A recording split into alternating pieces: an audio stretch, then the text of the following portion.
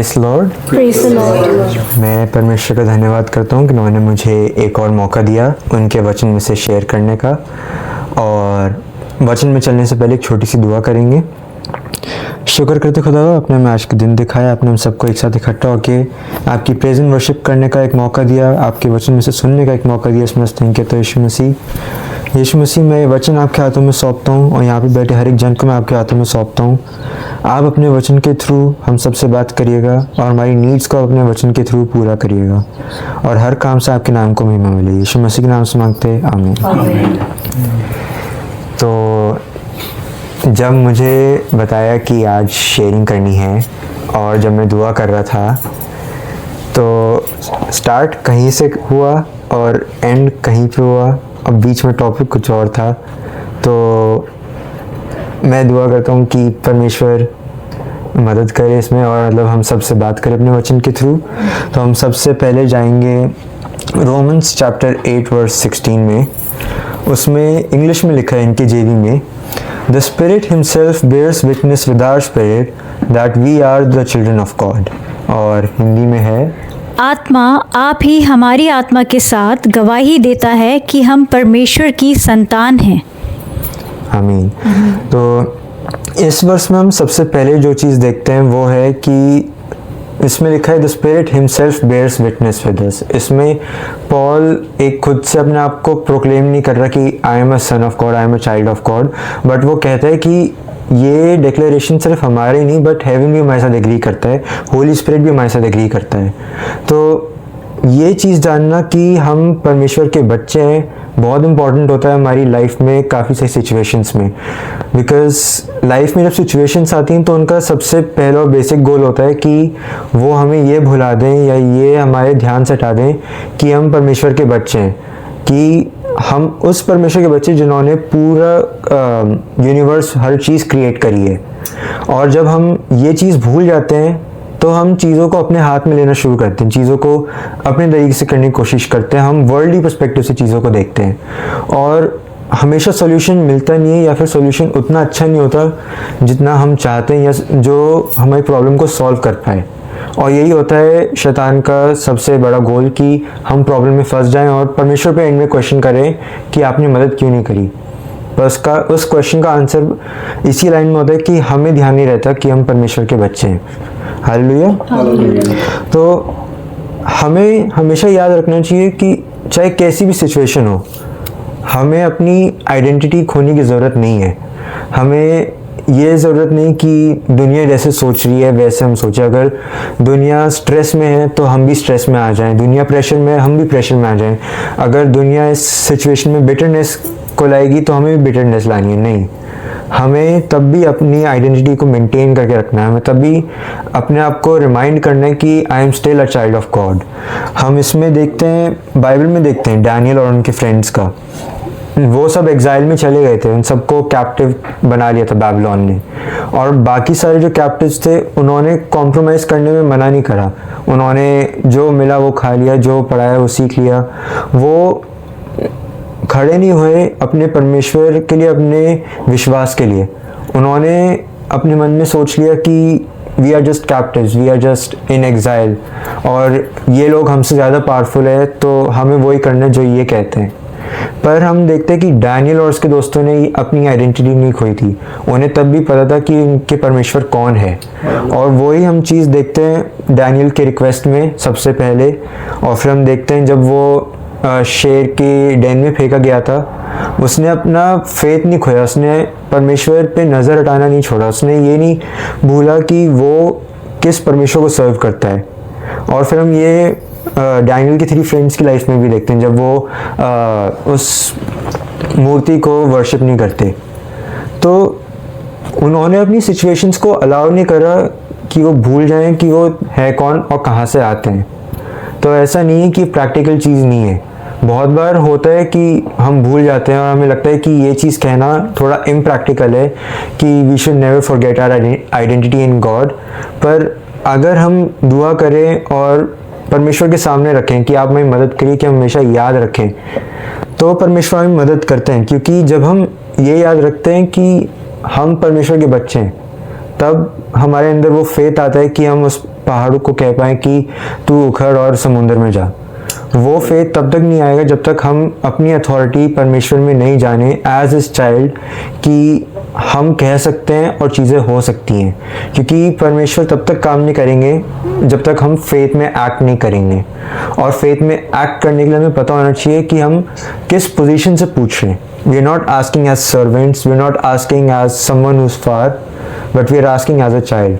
अगर एक बच्चे को अपने एक चॉकलेट चाहिए होती है तो वो सिर्फ अपने फादर के पास जाता है और कहता है पापा मुझे एक चॉकलेट चाहिए, क्या मैं जाके खरीद सकता हूँ, और उसके फादर उसे पैसे देते हैं, वो खरीद के लिए आता है।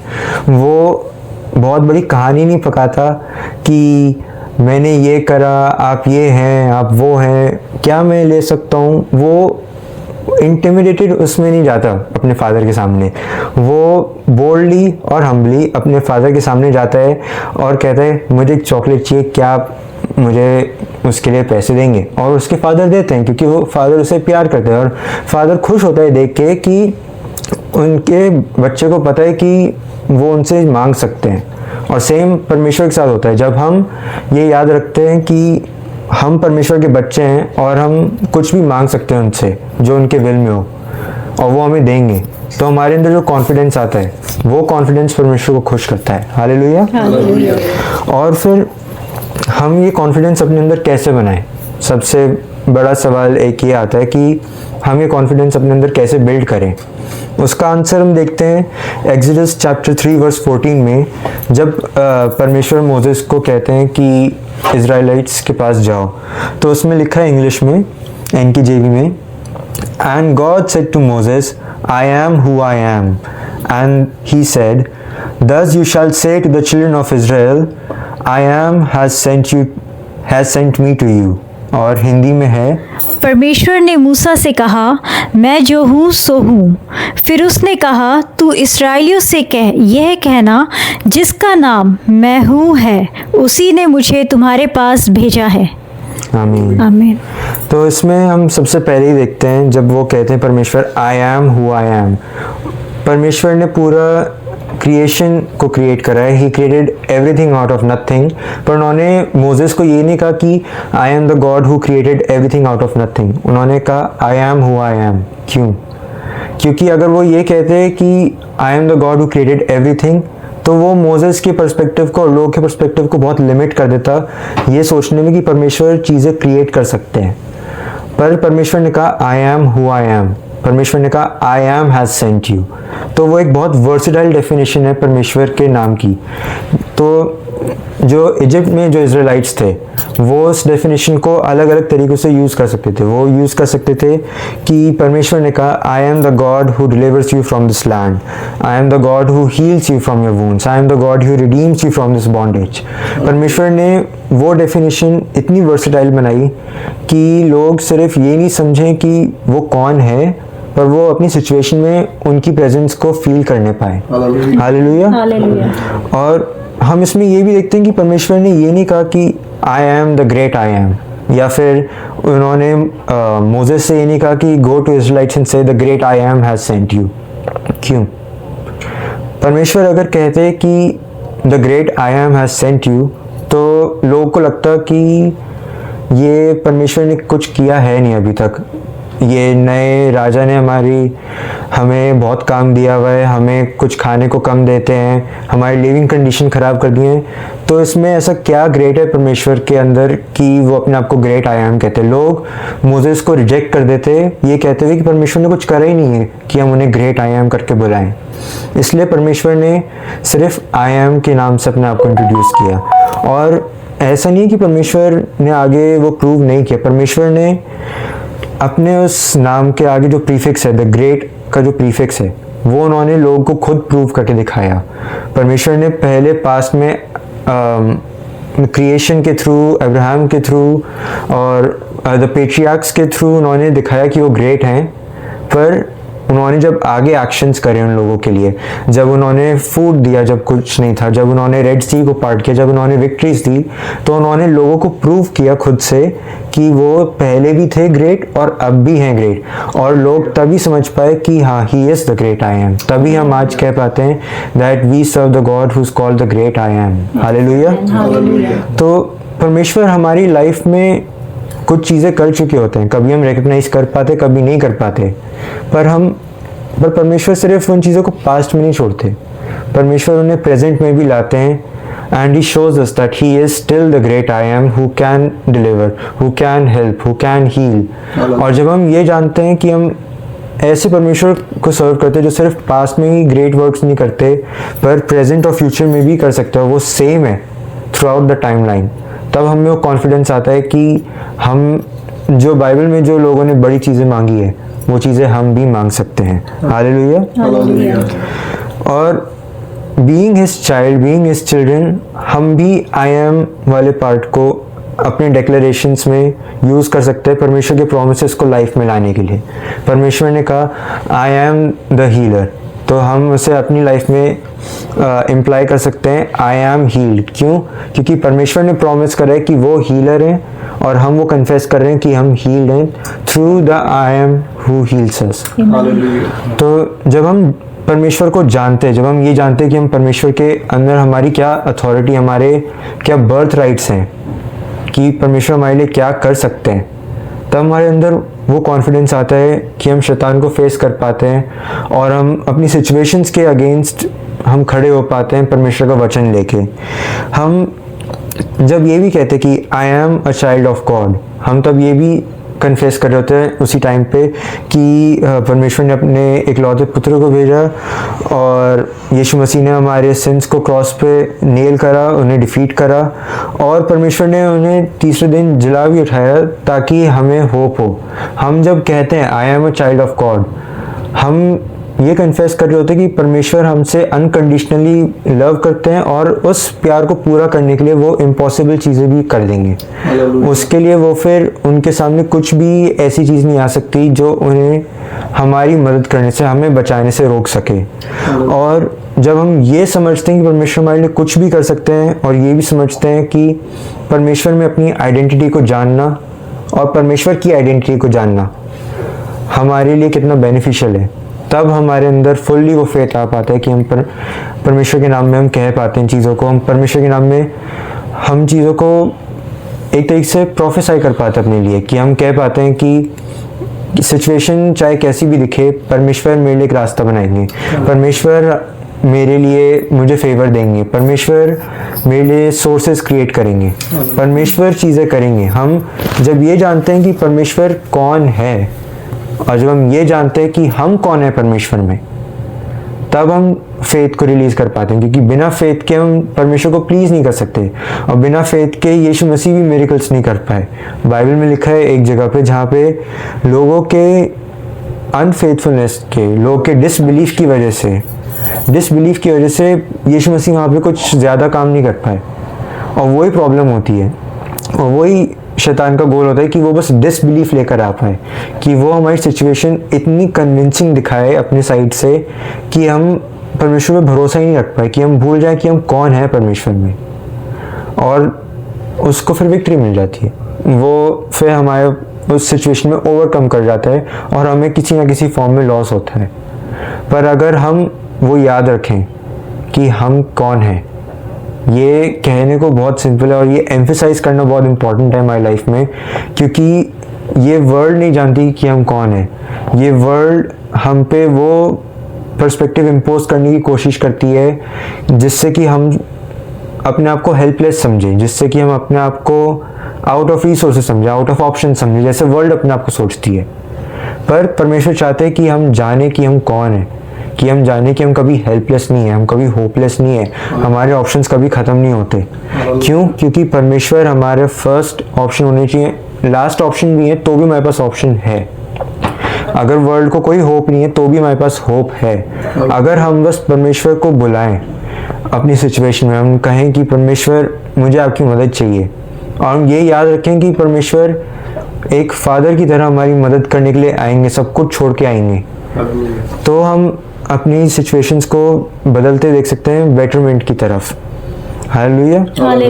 तो परमेश्वर हमसे आज बेसिकली 7 पॉइंट्स जो हमें पॉइंट आउट करना चाहते हैं इन 2 वर्सेस से, वो ये है कि हमारा कन्फेशन जो है वो बहुत इम्पॉर्टेंट चीज़ होती है एक किसी भी टाइप की बैटल को टर्न करने में, चाहे वो फाइनेंशियल हो, स्पिरिचुअल हो, हेल्थ वाइज हो, या जॉब में हो, या स्कूल में हो, कोई भी बैटल हो, our confession plays a major role in turning the tide. अगर हम कन्फेस करते हैं कि we are the children of God and that God can do anything for us, then we will see him do anything for us, we will see him do the impossible. But अगर हम confess करते हैं कि oh I am out of options, मेरे पास कुछ नहीं है, मैं कुछ नहीं कर सकता, मेरे जितने resources थे सब ख़त्म हो गए, मेरे सारे दोस्तों ने अकेला छोड़ दिया, या मेरे पास कोई रिकॉर्ड नहीं है, कोई हिस्ट्री नहीं है कि मैं दिखा सकूं कि मैं कर सकता हूं, तो हम शैतान को मौका दे रहे हैं कि वो हमारी लाइफ में आए और वो अपने काम करने पाए, वो हमें डिस्करेजमेंट से भरने पाए और हमें एक ग्रेट अपॉर्चुनिटी से हटा दे। जो ग्रेट अपॉर्चुनिटी हम ले सकते हैं अगर हम विश्वास में लें, उसको हम छोड़ देते हैं अगर हम अविश्वास में हम कन्फेशन करें। हमारा कन्फेशन बहुत स्ट्रॉन्ग चीज़ है और हमें ये जानना चाहिए कि हमारा कन्फेशन सही होना चाहिए। अगर सही नहीं है, सब कुछ बदल सकता है। दूसरी चीज़ जो परमेश्वर चाहते हैं कि हम समझें वो है कि हमारी सिचुएशन चाहे कितनी भी हार्ड क्यों ना हो, हम ये नहीं भूलें हम किसके हैं और कौन हमारे पिता हैं। पीटर ने अगर यीशु मसीह पे नज़र हटाना नहीं छोड़ा होता तो वो शायद डूबता नहीं, वो पूरे यीशु मसीह तक वॉक करके जाता, यीशु मसीह के साथ वॉक करके आता। पर उसने अपनी सिचुएशंस को अलाउ करा, उसके माइंड में वो फॉग क्रिएट करने के लिए, उसके माइंड में वो डर क्रिएट करने के लिए कि मैं शायद डूब जाऊंगा, और वो डूब गया। पर अगर वो याद रखता कि वो किसका डिसाइपल है, वो किन को देख रहा है वो, और वो क्या देख रहा है, वो यीशु मसीह को, एक इंसान को पानी पे चलता हुआ देख रहा है, तो वो खुद उसमें बिलीफ आता कि उस इंसान ने जिसने मुझे बुलाया पानी पे, उसने अगर मुझे बुलाया तो मैं भी चल के जा सकता हूँ, और वो चल के जाता। But because he late his situations change his confession, change his perspective, change his identity, he drowned. And that goes the same for us. अगर हम अपनी situations को allow करेंगे हमें overwhelm करने को, तो हम उसके consequences face करेंगे। और हमें confidence पाने के लिए कुछ ज़्यादा चाहिए नहीं होता है, हमें जस्ट परमेश्वर से दुआ करनी है कि आप मुझे कॉन्फिडेंट बनाइए अपनी आइडेंटिटी में और मेरी आइडेंटिटी में जो आपने मुझे दी है। और जब हम ये दुआ करके परमेश्वर के सामने ये इशू रखते हैं तो परमेश्वर वो रिसोर्सेज प्रोवाइड करते हैं, वो सिचुएशंस लाएंगे, अनफेवरेबल सिचुएशंस लाएंगे जहाँ पे हम अपने फेथ को स्ट्रॉन्ग करने पाएँ परमेश्वर में, जहाँ पे हम अपने फेथ को प्रैक्टिस करने पाए परमेश्वर में, और जहाँ पे हम ये प्रैक्टिस करने पाएँ कि हम अपनी आइडेंटिटी को जितना यूज़ करेंगे सही से परमेश्वर के नाम में, उतना ही हमारी सिचुएशन सॉल्व होती रहेंगी। धीरे धीरे करके परमेश्वर दिखाएंगे कि फेथ कैसे बिल्ड करना है, कैसे सुपर नेचुरल फेथ रिलीज़ करना है। और हमें ये भी याद रखना है कि चाहे कैसी भी सिचुएशन हो, परमेश्वर ने एक बहुत वर्सेटाइल डेफिनेशन दी है, एक वर्सेटाइल इंट्रोडक्शन दिया है अपना। उन्होंने कहा है आई एम, आगे जो हमें सफिक्स एंड ऐड करना है वो हमारे ऊपर है, वो हम अपनी किसी भी सिचुएशन के हिसाब से ऐड कर सकते हैं। I am the expert, I am the teacher, I am the healer, I am the provider, I am everything. परमेश्वर हमारे हर चीज़ है, बस वो वेट करते हैं कि हम उस चीज़ को कन्फेस करें अपनी सिचुएशन में। हम कहें कि परमेश्वर you are the great I am who provides for me, और परमेश्वर में प्रोविजन भेजेंगे। जब तक हम कहेंगे नहीं तब तक परमेश्वर करेंगे नहीं। परमेश्वर चाहते कि हम बोलें ताकि परमेश्वर अपने हेवनली रिसोर्सेज को हमारी लाइफ में भेजें, और तभी हमारा कन्फेशन, हमारा डिक्लेरेशन बहुत इम्पॉर्टेंट चीज़ है कि हमारा वो सही हो। और हमें ये नहीं भूलना कि परमेश्वर ने हमें क्या डेफिनेशन दी है अपनी, और हम ये भी याद रखना चाहिए कि परमेश्वर ने जो हमारे सैल्वेशन का फाउंडेशन रखा है यीशु मसीह, हम अगर सिर्फ वो ही याद करें कि यीशु मसीह ने हमें बचाया, हम उससे ये भी याद कर सकते हैं कि परमेश्वर ने इम्पॉसिबल करके दिखाया कि एक पर्सन को डेड में से लाइफ में लेकर आए। और अगर हमें सिर्फ ये छोटा सा इवेंट ही याद आ जाए ना, छोटा नहीं है बड़ा, बट हमारी सिचुएशंस में कभी कभी छोटा लगता है, तो अगर हमें ये ही याद आ जाए तो हम ये भी याद कर सकते हैं कि परमेश्वर हमारे लिए इम्पॉसिबल करेंगे। क्यों? क्योंकि हम उनके बच्चे हैं, और यही हमारे अंदर वो फेथ राइज करेगा जो हमें ज़रूरत होती है हमारी सिचुएशंस को फाइट करने के लिए। हालेलुया। तो मैं परमेश्वर का धन्यवाद करता हूँ कि उन्होंने मुझे एक और मौका दिया उनके वचन में से शेयर करने का। और हम सबको हमेशा याद रखना चाहिए कि चाहे कुछ भी हो, परमेश्वर हमारे साथ है और वो हमारे साथ एज गॉड ही नहीं, एज फादर है। और हम उनके साथ उस कॉन्फिडेंस में चल सकते हैं जिस कॉन्फिडेंस में एक बच्चा अपने फादर के साथ चलता है जब वो कहीं भी होता है। हालेलुया। आप सबको जय मसीह।